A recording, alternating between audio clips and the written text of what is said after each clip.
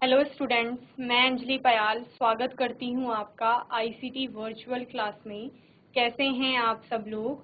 उम्मीद करती हूं आप सब लोग अच्छे होंगे और अपनी लाइफ में बहुत बेहतर कुछ कर रहे होंगे। आज हम बात कर रहे हैं क्लास 11th की केमिस्ट्री की, जिसमें हमारा 12th चैप्टर चल रहा है organic chemistry, some basic principles and techniques. कार्बनिक रसायन, कुछ मूलभूत जो उसकी अवधारणाएं हैं, उसके सिद्धांत और तकनीकों की बात हम यहाँ पर कर रहे हैं। ठीक है, तो कार्बनिक रसायन के चैप्टर में आपने बहुत सारी चीजें पढ़ ली हैं बच्चों, जैसे कि उसका क्लासिफिकेशन हमने देखा था, कार्बनिक रसायन होती क्या है, किससे मिलकर के बनी हुई है। कार्बनिक रसायन के अंतर्गत बेसिकली हम पढ़ते क्या हैं, तो ऑर्गेनिक कंपाउंड जितने भी आएंगे उनको हम इसके अंतर्गत स्टडी करते हैं। ये हमने यहाँ पर देखा था। क्लासिफिकेशन को बहुत अच्छे से समझने के बाद हमने देखा कि अलग अलग क्लासेस के अंदर अलग अलग कंपाउंड्स यानी कि यौगिक आते हैं आपके, और उन यौगिकों को अब नाम देने की आवश्यकता है, यानी कि नामकरण उनका। ठीक है, नामकरण हम कर रहे थे सामान्य विधि के द्वारा। हमने देखा था कि पहले क्या होता था, उनकी प्रॉपर्टीज के आधार पर, जो आपके यौगिकों में कुछ गुण पाए जाते थे उनके आधार पर, या फिर जिस स्रोत से वो प्राप्त होते हैं, जो उनका सोर्स होता है, उसके आधार पर उनको नाम दे दिया जाता है। उसके बाद हमने देखा कि आईयूपीएसी जो है, आईयूपीएसी के द्वारा एक नॉमेनक्लेचर, नामकरण के लिए नियम दिए गए और उसके आधार पर नामकरण किया जाता है ऑर्गेनिक कंपाउंड का, जिसको कि क्या कहा गया, आईयूपीएसी नॉमेनक्लेचर, यानी कि आईयूपीएसी पद्धति कहा गया नामकरण की। वही पद्धति हम यहाँ पर समझ रहे थे और उसके आधार पर हमने पहले सिंपल एल्केन्स का, यानी कि जो आपके सैचुरेटेड कार्बन चेन थी, खुली श्रृंखलाएं थी, उनका क्या किया, नामकरण किया। उसके बाद हमने देखा कि साइक्लिक कंपाउंड, यानी कि अगर वही एल्केन जो एक कार्बन चेन है वो खुली ना होकर के बल्कि रिंग के रूप में, एक साइकिल के रूप में पाई जाएगी, तो फिर उनका नामकरण किस प्रकार किया जाएगा। तो लास्ट सेशन में हमने क्या देखा, साइक्लिक जो आपके कंपाउंड है यानी कि चक्रीय यौगिक जो है उनका नामकरण। ठीक है, अब आज के सेशन में हम ऐसे कंपाउंड का नॉमेनक्लेचर देखेंगे जिनमें कि फंक्शनल ग्रुप पाए जाते हैं, यानी कि क्रियात्मक समूह। ठीक है, तो फंक्शनल ग्रुप के बारे में आप पहले पढ़ चुके हैं कि फंक्शनल ग्रुप होते क्या है।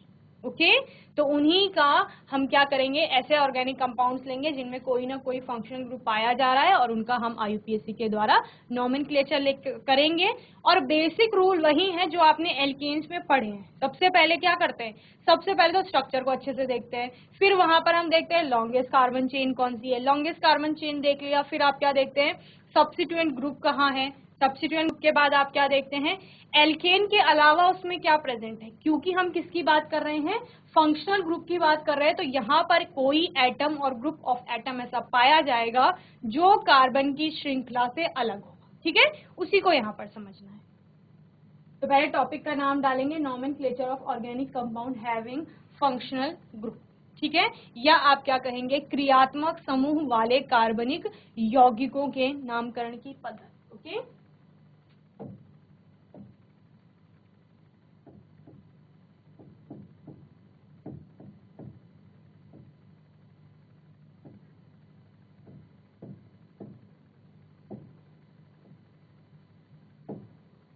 क्रियात्मक समूह वाले कार्बनिक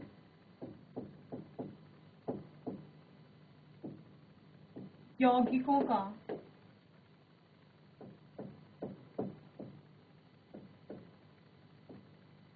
नामकरण।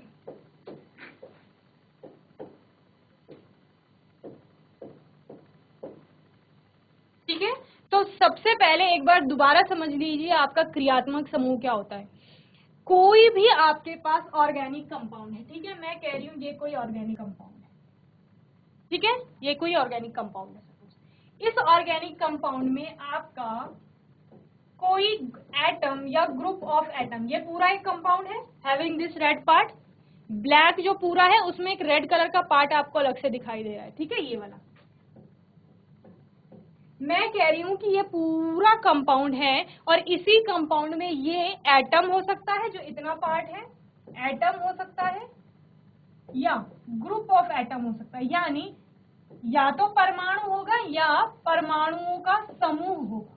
क्लियर है, इस पूरे मॉलिक्यूल में, अणु में कोई एक परमाणु है या परमाणु का समूह है जो क्या कर रहा है, इस पूरे परमाणु के केमिकल जो प्रॉपर्टीज हैं यानी कि रासायनिक उसके गुण हैं उनको डिटरमाइन करता है। तो इसको ही क्या कहा जाएगा, आपका जो एटम या atom of group of atom है इसको फंक्शनल ग्रुप कहा जाएगा। यानी किसी भी यौगिक में परमाणु उपस्थित परमाणु या परमाणुओं का वह समूह जो उस पूरे यौगिक के रासायनिक गुणों का निर्धारण करता है उसी को क्रियात्मक समूह या प्रकार्यात्मक समूह कहा जाता है। ठीक है, यानी अदर देन दिस पार्ट, ये जो इतना पार्ट है ये केमिकल प्रॉपर्टी में कोई अपना अलग से निर्धारण ये नहीं करेगा। ठीक है, केमिकल प्रॉपर्टीज यानी कि रासायनिक गुण जितने भी होंगे वो इस पार्ट पर निर्भर करेंगे। ओके, और ये पार्ट जब हम कोई भी कंपाउंड लिखेंगे, सपोज हमारे पास कोई कंपाउंड है बहुत बेसिक सा, ये हमारे पास एक कंपाउंड है, यहाँ पर जो रासायनिक गुणों का निर्धारण होगा वो सिर्फ ये ग्रुप करेगा। क्लियर है, जो कि क्या है, OH ग्रुप है। OH यानी हाइड्रोक्सिल ग्रुप जिसको कि अल्कोहल कहा जाता है। तो ये क्या हो गया, ये हो गया फंक्शनल ग्रुप। ये पूरा मॉलिक्यूल है जिसे मैंने ब्लैक कलर के पार्ट से दिखाया, ये इतना रेड पार्ट जो है वो OH का है यानी कि आपका हाइड्रोक्सिल ग्रुप का है। तो इस पूरे मॉलिक्यूल के लिए जो केमिकल प्रॉपर्टीज का निर्धारण होगा वो सिर्फ ये पार्ट यानी कि ये जो कि एटम और एटम का समूह है, ग्रुप है, वो निर्धारित करेगा। यानी कि ये किससे अभिक्रिया करेगा, कौन से कंपाउंड से अभिक्रिया करके ये कौन सा प्रोडक्ट बनाएगा, ये सब किस पर निर्भर करेगा, OH पर निर्भर करेगा। इसीलिए जब आप केमिकल प्रॉपर्टीज पढ़ते हैं तो इस एल्केन चेन की, एल्काइल ग्रुप की श्रृंखला कितनी भी बड़ी हो जाए, केमिकल प्रॉपर्टीज समान रहती हैं। यानी जो आपकी रासायनिक गुण हैं उनमें बहुत बड़ा परिवर्तन आपको देखने को नहीं मिलता है। क्यों, क्योंकि रासायनिक गुण समान होंगे, OH ग्रुप सब जगह समान है। ये अभी इथेनॉल है, इसकी जगह प्रोपेनॉल, ब्यूटेनॉल कोई भी आ जाएगा, प्रोडक्ट आपका समान होगा, किसी से भी अभिक्रिया करके लास्ट प्रोडक्ट वही बनेगा। क्लियर है, उसी प्रकार का बनेगा। इतना आपको समझ में आ गया होगा। तो ये आपका फंक्शनल ग्रुप होता है। अब हम क्या कह रहे हैं, अगर किसी कंपाउंड में ये फंक्शनल ग्रुप आ गया है तो इसकी वजह से उसके नामकरण पे क्या फर्क पड़ेगा और किस प्रकार उसका नामकरण किया जाएगा, ये यहाँ पर हम समझेंगे। ओके, चलो तो बच्चों होपफुली फंक्शनल ग्रुप समझ में आ गया होगा आपको कि फंक्शनल ग्रुप यानी क्रियात्मक समूह क्या है। तो क्रियात्मक समूह सिर्फ OH नहीं होता, इसके अलावा आपके बहुत सारे क्रियात्मक समूह आपने देखे हैं, यहाँ तक कि एल्काइल ग्रुप हो गए, आपके डबल बॉन्ड, ट्रिपल बॉन्ड्स हो गए, ये भी सारे आपके फंक्शनल ग्रुप में ही आते हैं। ओके, चलिए तो फंक्शनल ग्रुप में सबसे पहले हम बात करते हैं, the longest chain of carbon atoms containing the functional group is numbered in such a way that the functional group is attached at the carbon atom possessing lowest possible number in the chain. यानी कि आपकी जो carbon की श्रृंखला है, numbering हमेशा किसकी होगी, कार्बन की श्रृंखला की होगी। ठीक है, कोई भी आपका ऑर्गेनिक कंपाउंड है उसमें नंबर किसको दोगे, जहां जहां पर आपको कार्बन दिख रहा है उस लॉन्गेस्ट चेन में सिर्फ उसको आप नंबरिंग करेंगे। ओके, कोई भी अन्य जो ग्रुप उससे जुड़ा हुआ है अगर उसमें कार्बन नहीं है तो उसकी नंबरिंग नहीं होगी। इतना क्लियर है। यहाँ पर पहला रूल क्या कह रहा है कि सबसे पहले लंबी कार्बन की श्रृंखला चुनिए, और इस बार आपको ये ध्यान रखना है कि वो उस लंबी श्रृंखला में आपका फंक्शनल ग्रुप भी होना चाहिए, containing the functional group. Clear है कि ऐसी लंबी कार्बन की श्रृंखला चुनिए जिसमें आपका क्रियात्मक समूह भी आ रहा है। पहला रूल तो ये है। ठीक है, उसके बाद क्या करना है, उसके बाद नंबर्ड इन सच अ वे, इस तरह से नंबरिंग करनी है कि जो आपका फंक्शनल ग्रुप अटैच्ड है किससे, उस लॉन्गेस्ट कार्बन चेन से जो आपका फंक्शनल ग्रुप अटैच है उसको लोएस्ट पॉसिबल नंबर पे रखना है, यानी सबसे कम नंबरिंग उसको देनी है। यानी कि नंबरिंग उसी साइड से स्टार्ट करोगे जहां से वो फंक्शनल ग्रुप कम नंबरिंग पर आ रहा है, जैसे आप एल्काइल ग्रुप के केस में कर रहे थे। ओके, तो इस रूल को इस प्रकार समझिए। हमने कहा हमारे पास कोई कंपाउंड है,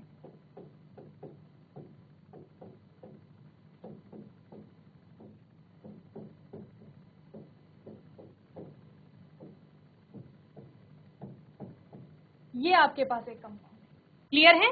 ये कंपाउंड है आपके पास। सबसे पहले आपको क्या करना होता है, कुछ नहीं करना है, सबसे पहले आपको देखना है सबसे लंबी कार्बन की श्रृंखला कौन सी है। सबसे लंबी कार्बन की श्रृंखला जनक श्रृंखला या प्रिंसिपल चेन जिसे आप कह रहे हैं, ओके, या मेन चेन जिसको आप कह रहे हैं, पेरेंटल चेन जिसको आप कह रहे हैं, वो वाली चेन आपको ढूंढनी है। वो वाली चेन कैसे ढूंढेंगे, जहां पर जिस श्रृंखला में सबसे ज्यादा नंबर ऑफ कार्बन एटम्स मिल रहे हैं वही आपकी क्या है, प्रिंसिपल चेन है या पेरेंटल चेन, जनक श्रृंखला जिसे आप कह रहे हैं वो है। क्लियर है?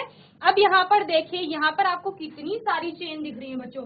एक तो ये सीधी हो गई, ठीक है, एक आपकी ये वाली हो गई, ओके, एक आपकी ये वाली हो गई। इतनी सारी चेन आपको दिख रही है, 3।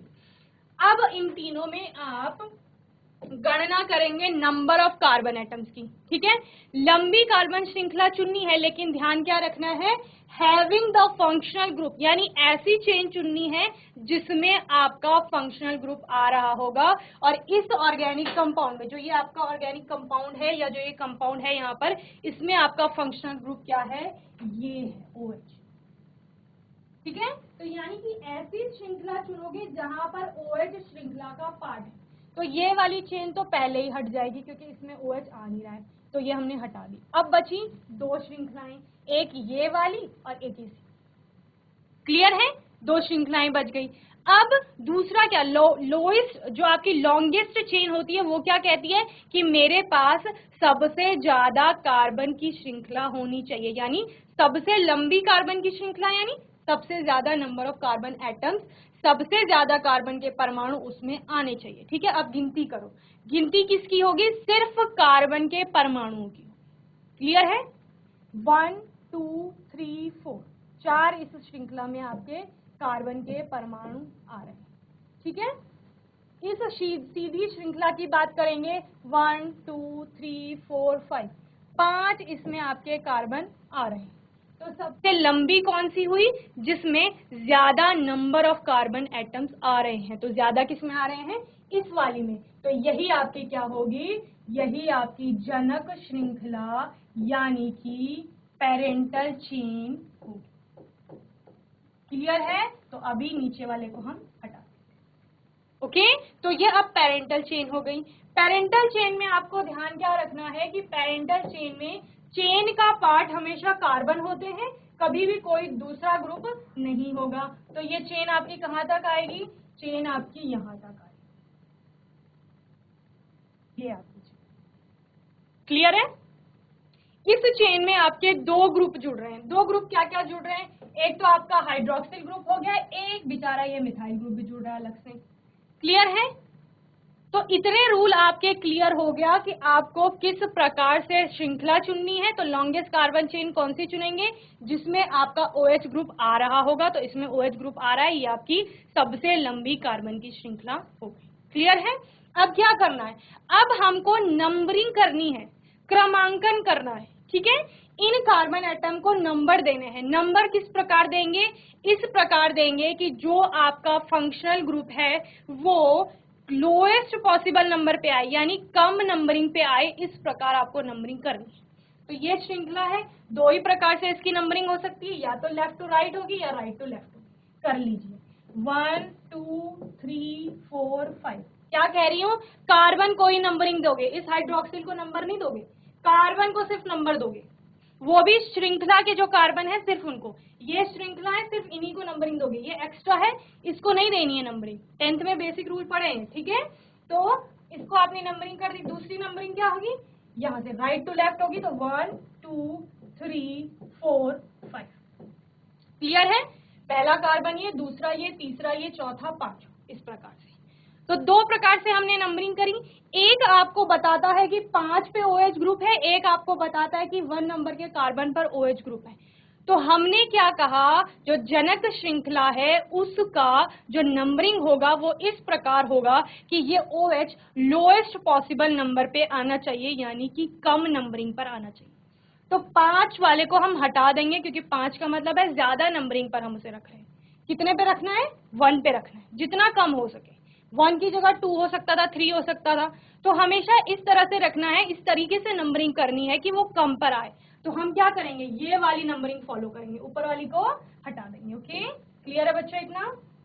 चलिए ये, तो ये आपकी नंबरिंग हो गई। अब क्या होता है, ये तो नॉर्मल है, ठीक है। इसके अलावा 2 point clear, longest carbon chain having the functional group, और देन नंबरिंग कहां से होगी, जहां से कि वो जो फंक्शनल ग्रुप है आपका वो कम नंबरिंग पर आए या लोएस्ट पॉसिबल पोजीशन पर जिसको हम रख पाए, ठीक है। उसके अलावा जो भी आपका अब सब्स्टिट्यूएंट ग्रुप जुड़ता है, अगर वो इससे कम वरीयता का है, ठीक है, जो आपका दूसरा फंक्शनल ग्रुप है उससे कम वरीयता का है, तो वो हमेशा प्रीफिक्स में जाते हैं। या आप क्या कहते हैं यहाँ पर कि जो आपके एल्काइल ग्रुप होते हैं, हेलोजन होते हैं, वो हमेशा कहाँ जाते हैं, प्रीफिक्स में जाते हैं, ठीक है। तो एल्काइल ग्रुप जैसे ये मिथाइल हो गया, आपका प्रोपाइल हो गया, इथाइल हो गया, जो भी होंगे एक्स्ट्रा सब्स्टिट्यूएंट में, सब्स्टिट्यूएंट समझते हैं, इससे पहले बता रखा है। एल्केन के साथ ब्रांच में कोई भी ग्रुप अगर जुड़ रखा है दैट इज सब्स्टिट्यूएंट। तो सब्स्टिट्यूएंट जब एल्काइल होगा तो वो प्रीफिक्स में जाएगा, यानी इस वर्ड रूट से पहले जाएगा। और जो आपका मेन फंक्शनल ग्रुप है वो जाता है सफिक्स में, यानी कि अनुलग्न। क्लियर है इतना? तो अभी इसके लिए हम नाम तैयार करते हैं। नाम क्या कहता है, नाम कहता है सबसे पहले वर्ड रूट बताइए, यानी कि जो आपने एल्केन की लॉन्गेस्ट एल्केन चेन देखी है उसका नाम बताओ, ठीक है। तो उसका नाम क्या हो जाएगा, 1 2 3 4 5, 5 कार्बन की चेन है। वर्ड रूट क्या बताएगा, पेंट, कि 5 के लिए क्या आता है, पेंट आता है। सारे सिंगली बॉन्डेड है तो पेंटेन। क्लियर है? बेसिक रूल बताया था, पेंटेन में ई आता है, ए एन ई, और जब इधर से कोई सफिक्स से कोई ए ई आई ओ यू में से पांचों वॉवल्स में से कोई भी जुड़ने आएगा तो वो ई हटा देते हैं, क्योंकि हाइड्रोक्सिल को हमने क्या पढ़ा है, जब हाइड्रोक्सिल सफिक्स में जुड़ने जाता है तो क्या आता है, ऑल आता है, ठीक है। तो ऑल में ओ आ रहा है, तो जब ओ आएगा तो यहाँ से पेंटेन में लास्ट वाला ई हट जाएगा, ओके। तो ऑल जुड़ जाता है, तो पेंटेन क्या हो गया, वर्ड रूट हो गया। वर्ड रूट से पहले अब क्या जुड़ेगा, प्रीफिक्स में जो ग्रुप जुड़ेगा। प्रीफिक्स में कौन सा ग्रुप जुड़ेगा, 2 ग्रुप है आपके पास। तो ये तो आपका मेन फंक्शनल ग्रुप है, इसके अलावा ये सब्स्टिट्यूएंट ग्रुप है, तो ये कहाँ जाएगा, प्रीफिक्स में जाएगा। प्री मतलब पहले, ठीक है। पूर्व लग्न जिसे हिंदी में कहा जाता है, पूर्व लग्न आपका इस जो वर्ड रूट है जो आपका इससे पहले आता है, ठीक है। तो पहले क्या आएगा, मिथाइल आएगा, ओके, मिथाइल। और इस मिथाइल की आपको पोजीशन बतानी है कि कौन से नंबर के कार्बन से ये जुड़ रहा है, तो तीसरे नंबर के कार्बन से ये जुड़ रहा है। तो क्या हो गया, 3 मिथाइल पेंटेन, यानी कि पेंटेन 5 कार्बन की एक श्रृंखला है जिसमें तीसरे नंबर के कार्बन एटम पर मिथाइल ग्रुप है। इतना क्लियर हो गया। इसके बाद सफिक्स में क्या जाएगा, ये वाला फंक्शनल ग्रुप जाएगा। ये फंक्शनल ग्रुप क्या है, OH, हाइड्रोक्सिल ग्रुप है, जो जब सफिक्स में यानी कि अनुलग्न में, सफिक्स यानी जो इसके बाद जुड़ेगा, ओके, वहां जब जुड़ता है तो वो ऑल जुड़ता है, OL सफिक्स में जब जाएगा, ठीक है। तो ऑल जुड़ेगा। ऑल से पहले हमें बताना है कि वो कौन से नंबर के कार्बन एटम से जुड़ा हुआ है। तो कौन से नंबर के कार्बन एटम से जुड़ा है, 1 पे आपका हाइड्रोक्सिल ग्रुप है, तो पेंटेन पर 1 नंबर पर हाइड्रोक्सिल ग्रुप जुड़ा हुआ है, तो इसका नाम हो गया 3 मिथाइल पेंटेन 1 ऑल। क्लियर है बच्चों? क्या समझा इससे? कुछ नहीं करना है आपको, जो आपने बेसिक रूल पहले 10th में पढ़े थे वही रूल्स हैं। सबसे लंबी कार्बन की चेन देखनी है जिसमें सबसे ज्यादा कार्बन के परमाणु होंगे, वही सबसे ज्यादा लंबी कार्बन की चेन होगी।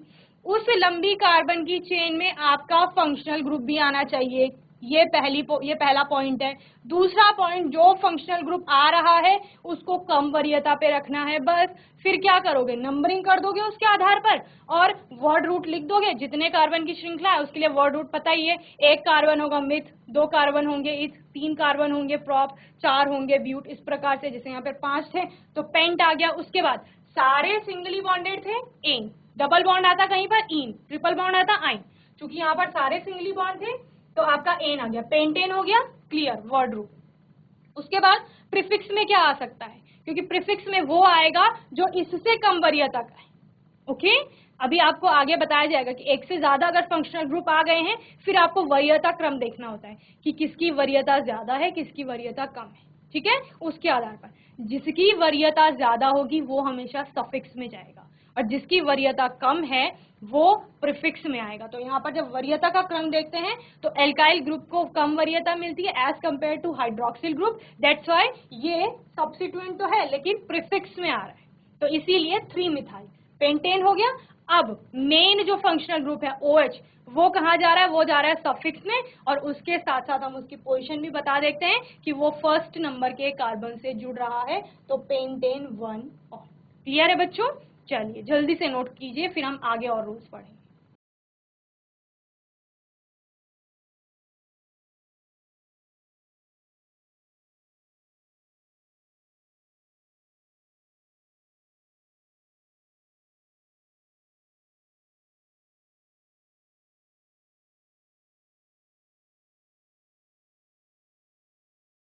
एक और कंपाउंड देखें बच्चों, एक और कंपाउंड देखते हैं।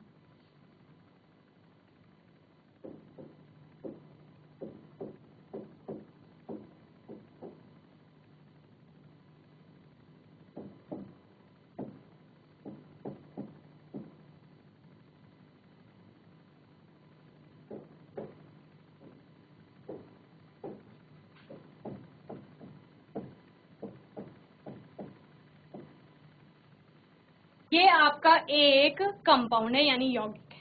ठीक है, यहाँ पर आपको यौगिक दिख रहा है। लॉन्गेस्ट कार्बन चेन आपको देखनी है, सबसे एक लंबी कार्बन की श्रृंखला देखनी है कि सबसे ज्यादा कार्बन किसमें आ रहे हैं।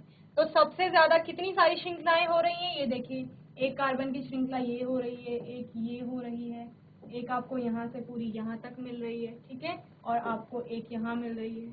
क्लियर है? एक इस तरीके से मिल रही है, इतनी सारी मिल रही है। तो सबसे ज्यादा जो नंबर ऑफ कार्बन एटम्स देखिए 1 2 3 4 5 6 7, इस वाली में 7 आ रहे हैं, इस वाली। क्लियर है? इस वाली की बात करेंगे अगर 1 2 3 4 5 5 आ रहे हैं इसमें। ओके, अगर इसकी बात करें तो आपका 1 2 3 4 5 6, ओके 3 3 6, इस वाली में 6 आ रहे हैं, ये वाली में। इसकी बात करें 1 2 3 4 4 आ रहे हैं इसमें। क्लियर है? बात करें इसकी 1 2 3 4 5 6 7 8, इसमें आ रहे हैं 8। तो आपको दिख रहा है सबसे ज्यादा जो कार्बन के परमाणु आ रहे हैं वो इस सीधी श्रृंखला में आ रहे हैं, तो यही हमारी क्या होगी, जनक श्रृंखला होगी। तो बाकी सारी श्रृंखलाओं को हम हटा देते हैं। क्लियर है? ये हमारी जनक श्रृंखला हो गई सीधी। हमने क्या बोला, हमें क्या करना है, कार्बन परमाणुओं की गिनती करनी है। श्रृंखला चुन ली हमने कि जनक श्रृंखला क्या है, ये पूरी लंबी हमारी जनक श्रृंखला है। अब क्या करना है, अब करना है कार्बन परमाणुओं की गिनती। गिनती कहाँ से करेंगे, जहां से हमारा फंक्शनल ग्रुप क्या आ रहा हो, कम नंबरिंग पर आ रहा हो। अब यहाँ पे 2 ग्रुप है, एक ये ग्रुप है और एक क्या है, ये वाला ग्रुप है। 2 ग्रुप हमारे एक्स्ट्रा जुड़े हुए हैं सब्स्टिट्यूएंट शाखा में। क्लियर है? शाखा में 2 ग्रुप जुड़े हुए हैं, दोनों की वरीयता हम देखते हैं। पहले भी हमारे पास ये दोनों ही ग्रुप थे, तो हमने क्या कहा था कि OH को हम वरीयता देते हैं, प्रेफरेंस दी जाती है ओवर एल्काइल ग्रुप। ओके, तो यानी नंबरिंग उस एंड से स्टार्ट करेंगे जहां से OH को कम नंबरिंग मिल रही हो। तो किस एंड से नंबरिंग होगी, या तो लेफ्ट टू राइट होगी या राइट टू लेफ्ट होगी, 2 ही तरीके से नंबरिंग हो सकती है। चलिए यहां से करते हैं 1 2 3 4 5 6 7 और 8, ये आपकी क्या हो जाएगी, नंबरिंग हो जाएगी। ठीक है, दूसरे एंड से करते हैं, चलिए 1 2 3 4 5 6 7 8। एक एंड से आपका ये OH ग्रुप 3rd पे आ रहा है और दूसरे एंड से जब आप देख रहे हैं तो 6 पर आ रहा है। तो हमें किस पे रखना है, कम नंबरिंग पे रखना है। तो कौन सी वाली सही है, ऊपर वाली सही है, तो नीचे वाली को हम हटा देते हैं। ठीक है, तो ये हमने हटा दिया इस प्रकार। तो ये नंबरिंग हो गई। चलिए अब क्या करना है, क्या बताया था मैंने अभी, वर्ड रूट तैयार कीजिए। वर्ड रूट क्या कहता है, जितने कार्बन की श्रृंखला में, जो जनक श्रृंखला है उसमें जितने कार्बन के परमाणु हैं उनके आधार पर वर्ड रूट तैयार कीजिए। तो कितने कार्बन के परमाणु हैं, 8 कार्बन है इसमें, तो 8 कार्बन के लिए क्या आता है, ऑक्ट आता है। तो वर्ड रूट में ऑक्ट आ गया। सारी जगह आपको सिंगल बॉन्ड दिख रहे हैं, एकल बंध, तो ऑक्टेन आ जाएगा, AN। ई हट जाएगा क्योंकि सफिक्स में कौन आ रहा है जुड़ने, ये आ रहे हैं जुड़ने, OH हाइड्रोक्सिल ग्रुप का ऑल आएगा तो O आ रहा है ना, तो हमने ई हटा देना है यहाँ से, तो ई नहीं लगाएंगे। ऑक्टेन हो गया। अब प्रीफिक्स में क्या जा रहा है, ये ग्रुप जा रहा है पहले अनुलग्न में, कौन सा ग्रुप है, CH3 यानी मिथ, और 4 में से 3 ही हाइड्रोजन है तो आइल, YL, मिथाइल ग्रुप। तो ऑक्टेन से पहले मिथाइल, और मिथाइल कहां पर है, इस कार्बन श्रृंखला के छठे नंबर के कार्बन से मिथाइल ग्रुप जुड़ा हुआ है, तो 6 मिथाइल। ओके, ऑक्टेन, ऑक्टेन में यानी कार्बन की जो 8 परमाणुओं की श्रृंखला है उसमें तीसरे नंबर के कार्बन एटम से हाइड्रोक्सिल ग्रुप जुड़ा हुआ है, तो ऑक्टेन में तीसरे नंबर के कार्बन से हाइड्रोक्सिल जुड़ा हुआ है। चूंकि हाइड्रोक्सिल मिथाइल से ऊपर वरीयता का है तो हाइड्रोक्सिल जाएगा सफिक्स में जुड़े, और जब वो सफिक्स में जुड़ता है तो OL लिखा जाता है, तो 3OL ऑल। तो ये क्या हो गया, 6 मिथाइल ऑक्टेन 3 ऑल, या 6 मिथाइल ऑक्टेनॉल 3 भी आप इसको कहते हैं। क्लियर है, तो ये इसका क्या हो गया, IUPAC नेम हो गया। तो हर वक्त या हर समय ये आवश्यक नहीं है कि आपका ये जो हाइड्रोक्सिल ग्रुप या कोई भी ग्रुप, इसके अलावा कोई भी और ग्रुप हो सकता है, वो आपको सीधी कार्बन श्रृंखला के साथ जुड़ा हुआ मिल रहा होगा, जैसे इससे प्रीवियस एग्जांपल में आपने देखा। ठीक है, तो ये कभी कभी ब्रांच में भी जुड़े हुए हो सकते हैं। रूल वही है, सबसे लंबी कार्बन की श्रृंखला नंबरिंग उस ओर से करिए जहां से इसको कम नंबरिंग मिल रही है। अब वो जरूरी नहीं है कि वो 1 पर ही आए या 2 पर ही आए, वो किसी पर भी आ सकता है, लेकिन कम पर आए। ओके, क्योंकि वरीयता हमें इसे देनी है। उसके बाद सिर्फ OH को नहीं, जो भी आपकी ज्यादा वरीयता का फंक्शनल ग्रुप होगा, एग्जाम्पल में यहाँ पर OH है, क्लियर है, और जो भी आपका दूसरा सब्स्टिट्यूएंट होगा जो कम वरीयता का होता है वो कहाँ जाता है, वो प्रीफिक्स में जाता है जुड़ने। और ये जब मैंने आपको पूरी टेबल समझाई थी कि किस प्रकार कौन सा ग्रुप प्रीफिक्स में जुड़ता है और कौन सा सफिक्स में जुड़ता है, जब यही OH ग्रुप इससे ज्यादा वरीयता का कोई ग्रुप आ जाता है, जैसे यहाँ पर कार्बोक्सिलिक एसिड आ गया, COOH आ गया यहाँ पर कहीं पर, ठीक है, तो फिर ये प्रीफिक्स में चला जाएगा। तो प्रीफिक्स में इसको ऑल नहीं लिखा जाता, हाइड्रोक्सी लिखा जाता है, फिर ये यहाँ जुड़ता हाइड्रोक्सी, फिर इसकी पोजीशनिंग भी चेंज हो जाती, फिर हम उसको वरीयता देते, वहां से नंबरिंग स्टार्ट करते हैं जहां से उस COOH को कम नंबरिंग पर रखा जाएगा। ठीक है, तो ये भी आपका रूल है। तो दूसरा रूल क्या है इसके बाद, कि जब एक से ज्यादा फंक्शनल ग्रुप आपको कहीं पर मिलते हैं, इसके अलावा कोई और फंक्शनल ग्रुप आ गया, तो फिर आप वरीयता देखते हैं कि किसकी वरीयता ज्यादा है। जिसकी वरीयता ज्यादा होगी वो सफिक्स में जुड़ेगा, जिसकी वरीयता कम होगी वो प्रीफिक्स में जुड़ेगा। बेसिक है, जिसकी वरीयता ज्यादा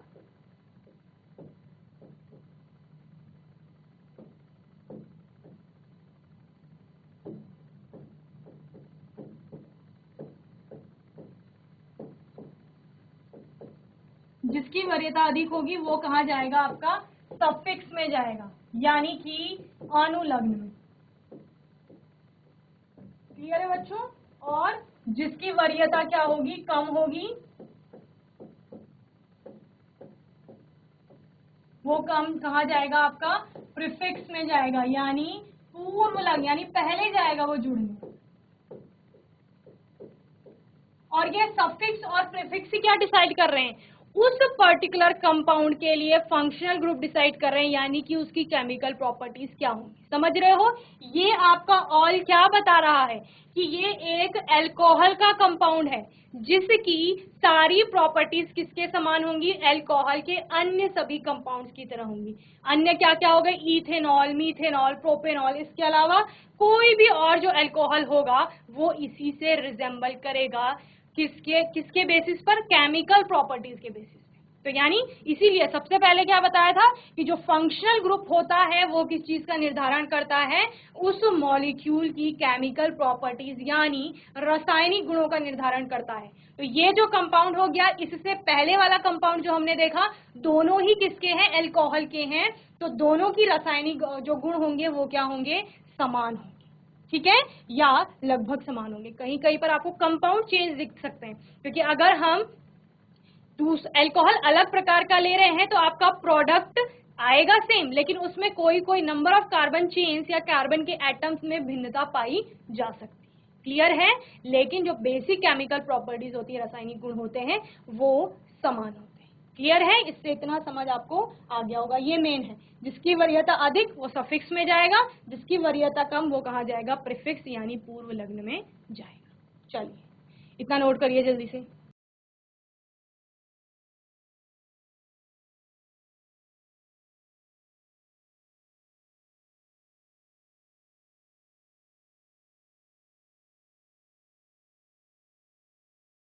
जीआईसी खालू खेत, आवाज आ रही है आपको?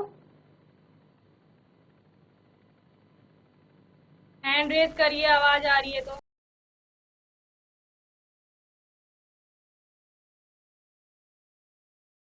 जीआईसी डूंगरी, आपको आवाज आ रही है?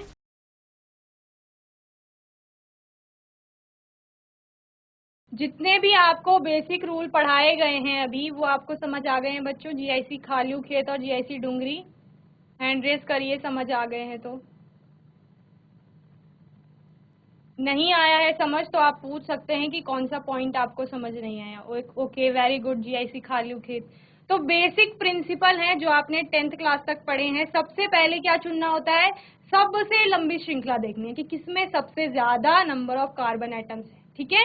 और ये ध्यान में रखना है कि उस कार्बन की श्रृंखला में आपका कहीं ना कहीं कोई भी आपका जो फंक्शनल ग्रुप है ना वो आना चाहिए, ठीक है? फिर आपको क्या करना है, बात नहीं करेंगे जीआईसी खालू खेत। फिर आपको क्या करना है, उस लॉन्गेस्ट कार्बन चेन जो सबसे लंबी श्रृंखला है ना उसमें आपको उस फंक्शनल ग्रुप के आधार पर जो ज्यादा वरीयता का है, जैसे मैंने पीछे लिखा हुआ है, जो ज्यादा वरीयता का है उसको प्रेफरेंस देनी है, उसको अनुलग्न में ले जाना है, यानी उसी का प्रोडक्ट है ये समझो, ठीक है? तो उसको अनुलग्न में ले जाना है। और बाकी जो उससे कम वरीयता के हैं ना, उससे छोटे हैं, उससे कम ताकतवर है आप बोल सकते हो, उनको हमें प्रीफिक्स में यानी पूर्व लग्न में लेना है। क्लियर है इतना? फिर हमें क्या करना है, फिर हमें उस फंक्शनल ग्रुप के आधार पर जो ज्यादा वरीयता का है उसके आधार पर नंबरिंग करनी है। नंबरिंग हम कैसे करते हैं, जैसे आप लोग सीट में बैठे हुए तो किसी जैसे रोल नंबर होता है ना, वैसे इन कार्बन एटम्स के भी हमको रोल नंबर बताने हैं। और रोल नंबर किसके आधार पर बनते हैं? क्लास में बनते हैं आपके नेम के अल्फाबेटिकल ऑर्डर के आधार पर। यहाँ हमको बनाना है उस जो फंक्शनल ग्रुप है ना, क्रियात्मक समूह, उसकी वरीयता के आधार पर। जो ज्यादा वरीयता का होगा उसके आधार पर हम कार्बन चेन की श्रृंखला कर जो है उसको नामांकन या क्रमांकन देंगे, नंबरिंग करेंगे, और उसको हमें कम नंबरिंग पर रखना है। इस प्रकार से हम नंबरिंग करेंगे। क्लियर है इतना? इतना समझ में आ गया सभी को? बस अभी हमने यही रूल्स पढ़े हैं और इसी के आधार पर हमने इसका फंक्शनल ग्रुप के साथ इस पूरे कंपाउंड का नामकरण किया। नेक्स्ट रूल पढ़ते हैं अभी। The order of decreasing priority for some functional group is कब? जब एक ही यौगिक में आपके एक से ज्यादा क्या कह रहे हैं हम, फंक्शनल ग्रुप आएंगे। जैसे अगर आपका हाइड्रोक्सिल ग्रुप भी आ गया और COOH यानी कार्बोक्सिलिक एसिड ग्रुप भी आ गया, तब आप कैसे बताएंगे कि वरीयता का क्रम कौन सा है? तो ये वरीयता का ही क्रम है, ये डिक्रीजिंग ऑर्डर है। डिक्रीजिंग ऑर्डर यानी घटते हुए क्रम में है। घटते हुए क्रम से क्या समझे, सबसे ज्यादा वरीयता का ये है और इनमें सबसे कम वरीयता का ये ग्रुप है। क्लियर है इतना? तो यानी जब भी अगर COOH और OH एक साथ किसी कंपाउंड में आते हैं तो किसको वरीयता देंगे? COH को देंगे। इसका मतलब ये कहा जाएगा, क्या लिखवाया था, जिसकी अधिक वरीयता वो सफिक्स में जाएगा, पीछे जाएगा वर्ड रूट के, और जिसकी कम वरीयता वो आगे आएगा जुड़ने के। क्लियर है?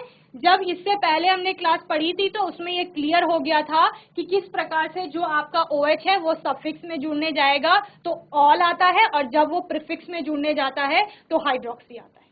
ओके, इतना क्लियर है? तो ये नोट करेंगे जल्दी। डिक्रीजिंग ऑर्डर क्या होता है कि सबसे ज्यादा वरीयता का COH ग्रुप है, उससे कम है SO3H, COOR उससे कम वरीयता का है, उससे कम है COCl, उससे कम है CONH2, उससे कम CN है, उससे कम एल्डिहाइड है, उससे कम कीटोन है, देन हाइड्रोक्सिल है, देन NH2 है, सबसे उससे कम हो गया डबल बॉन्ड, द्विबंध और त्रिआबंध भी आपके किसमें आते हैं, फंक्शनल ग्रुप में आते हैं। क्लियर है? चलिए नोट करेंगे जल्दी।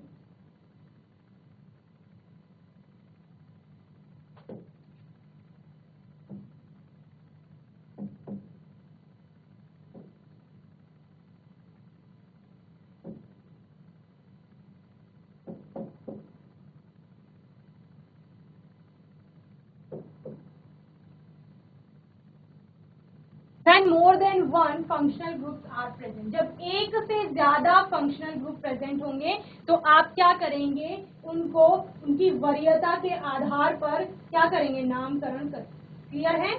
चलिए नोट करिए जल्दी से।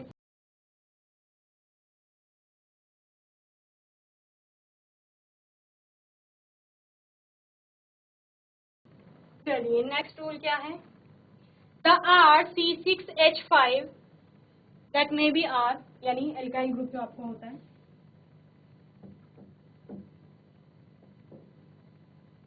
एंड हेलोजेंस में आपके क्या आते हैं, fluorine, chlorine, bromine, iodine, astatine, ये सारे हेलो कंपाउंड्स होते हैं। And NO2 group, alkoxy group, OR जो आपका होता है, etcetera are always prefix substituent, यानी कि ये ग्रुप, इनमें से कोई भी ग्रुप और इनके अलावा भी कुछ ग्रुप होते हैं जो हमेशा प्रीफिक्स में जाते हैं। कहाँ जाते हैं? प्रीफिक्स में, यानी कि आपके अनुलग्न में जाएंगे जुड़ने। यानी कोई भी केस हो, चाहे वहां पर आपकी जो कार्बन की श्रृंखला है उसमें कोई भी फंक्शनल ग्रुप है या नहीं है, ये हमेशा वर्ड रूट के पहले जुड़ेंगे। इसीलिए जब हम शाखा में किसी कार्बन का क्या कर रहे थे, नामकरण कर रहे थे, तो हमने क्या कहा कि अगर कार्बन की श्रृंखला है ये, ठीक है, इसमें आपका यहाँ पर C जुड़ रहा है, C का R जुड़ रहा है, एल्काइल ग्रुप, जो कि क्या हो सकता है, आपका कोई भी ग्रुप हो सकता है, CH3 है सपोज। चलो पूरा कंपाउंड ही बना लेते हैं इसको। एक कंपाउंड ले लीजिए, CH3 CH CH3 CH2 CH3, ठीक है। तो हमने क्या कहा, पहले तो सबसे लंबी कार्बन की श्रृंखला, सबसे लंबी ये हो गई, इसको नंबरिंग करनी है। नंबरिंग किस प्रकार करनी है कि जो सब्स्टिट्यूएंट है वो कम नंबर पे आए, या तो इधर से नंबरिंग होगी या इधर से, 1 2 3 4 इस प्रकार होगी, या 1 2 3 4। यहाँ से करते हैं तो ये ग्रुप थर्ड पे आ रहा है, इधर से करते हैं तो ये ग्रुप किस पे आया, सेकंड पे, तो इधर से नंबरिंग करेंगे 1 2 3 4। लेकिन ये मिथाइल ग्रुप है जिसको हमने यहाँ क्या लिखा है, R। क्लियर है? R जहां पर भी आता है, R का मतलब होता है आपका एल्काइल ग्रुप। क्लियर है? Methyl, ethyl, propyl, butyl, pentyl, hexyl, ठीक है, यानी एल्केन में से एक हाइड्रोजन कम। CH4 मीथेन होता है, उस H4 की जगह अगर H3 आ जाएगा तो वो मीथेन की जगह मिथाइल हो जाता है। यानी कि कार्बन की वैलेंसी बच्चों कितनी होती है, हमने सबसे पहले पढ़ा है 4 कार्बन की वैलेंसी है, और उस 4 कार्बन में से जब उसको एक पोजीशन खाली मिलती है, 3 तो हाइड्रोजन जुड़ गए, ठीक है, एक ये पोजीशन कैसी मिल जाएगी, वैकेंट, खाली मिल जाएगी, तो ये एल्काइल हो जाता है। क्लियर है? सब में यही होता है, इथाइल में भी 2 कार्बन है, दोनों बॉन्डेड हैं हाइड्रोजन के साथ, और कार्बन कार्बन आपस में भी, लेकिन एक कार्बन में इस तरीके से एक पोजीशन खाली रहती है जुड़ने के लिए, तो इसीलिए वो इथाइल। प्रोपाइल में भी सेम होता है, ब्यूटाइल में भी ये होता है। तो इस प्रकार जो ये एल्काइल ग्रुप है, ये पॉइंट क्या कह रहा है, ये हमेशा अनुलग्न में जाएगा। अनुलग्न में जाएगा, वर्ड रूट क्या हो गया, 4 कार्बन की श्रृंखला, 4 कार्बन की श्रृंखला के लिए ब्यूट आता है, ओके, ब्यूट, और सारे सिंगली बॉन्डेड है, एन, ब्यूटेन। अभी क्या हो जाएगा, ई भी आएगा एन के बाद, क्यों, क्योंकि सफिक्स में और कोई ग्रुप नहीं आ रहा, इसलिए हमने ई भी लिख दिया।